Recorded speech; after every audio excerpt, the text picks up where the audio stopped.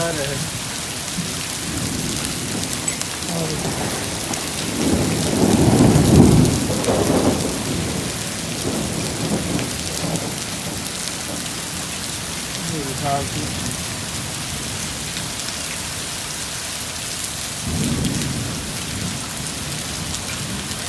ਝੋਨਾ ਲਾਉਣ ਸਟਾਰਟ ਕਰ ਦੇਣਾ।